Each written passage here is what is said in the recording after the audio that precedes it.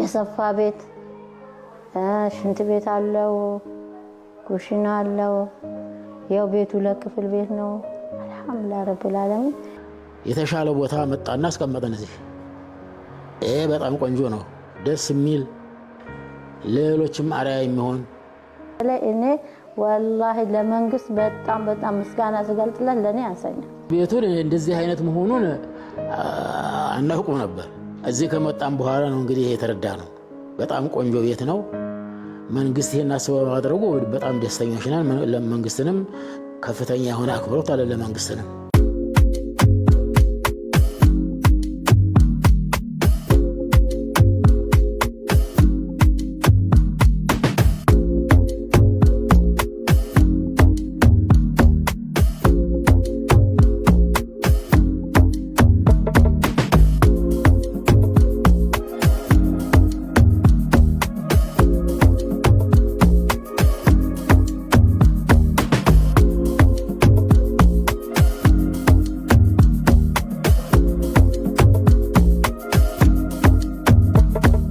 ስሜ አይሻ አስወር ባላለው ምኖረው ቡዳበር መጀመሪያም ያው ትንሽዬ ነው ቤቱ በጣም ጠባብ ነው እቺ ነች ምታዘረጋች ታች ያያሃት ከአምስት ልጆች ጋራ በጣም እየተቸገርኩ ነበር በተለይ እኔ እና ያው እንኖር ነበር አልহামዱሊላህ ረብል ዓለሚን ሰፈሩ ደህና ነበር ያው ማህበራዊ ኑሮ ከህዝቡ ጋር ምናምን ደስ ይላል ያኔ ማለት ነው አሁን ደግሞ እዚህ ስንመጣ ማለት ነው በጣም የተሻለ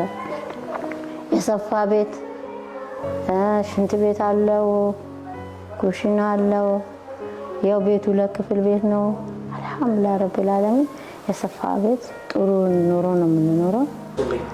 እንግዲህ መጀመሪያ የምንኖረው 05 ቡዳበር ካባቢ ነው የምንኖረው ቆንጆ ቤት ነበር እዛም ለጊዜው ከጊዜ በኋላ እንግዲህ ያው መንግስት ለልማት ተነሱ ባላን ጊዜ በፈቃደኝነት የተሻለ ቦታ መጣና አስቀመጠን እዚህ ይሄ በጣም ቆንጆ ነው ደስ የሚል ሌሎችም አሪያ የሚሆን ሰፈሩም አካባቢም አየሩም በጣም ደህና ነው እኛ ለልማቱ ስንነሳ والله የት እንወጥቃለን ወስዶን እዛም ይጥላችሁ ቦታ አይሰጣችሁም በሉ አቤት በሉ ይለን ነበር ህዝቡ እኔ ግን አንድ አላህን ይዤ والله በምንም አልተጠራጠርኩ መንግስት ዝም ብሎ አውጥቶ አይጥለንም እንዴት ነው መንግስት ዝም ብሎ የሚጥለው መንግስት እኮ ጎዳናውን ያነሳ እየሰበሰበ ነው አይደለኛ በክብር ያለነው እኛ ተውና ጎዳናውን ያነሳ ነበር እኛ ለምንድን ነው አውጥቶ የሚጥለን እስከሚጥለን እናያለን ሄዳችሁ አቤት በሉ የት ማን ሄድም አንድ አላህ አለ አልহামዱሊላህ ረብል ዓለሚን ከዛ አጣይውጣ ተባለ ተጠራ በጣውጣን እቺን ቤት ደረሰችኝ አልহামዱሊላህ ረብል ዓለሚን በተለይ እኔ والله ለመንግስት በጣም ምስጋና ስገልጥለት ለኔ ያንሰኛ መጀመሪያ እንግዲህ ተነው ሲባል ፈቃደኛ ነን ለልማት ተነሽነቱን ፈቃደኛ ነን ግን ቤቱን እንደዚህ አይነት መሆኑን አናውቅም ነበር እዚህ ከመጣን በኋላ ነው እንግዲህ የተረዳ ነው በጣም ቆንጆ ቤት ነው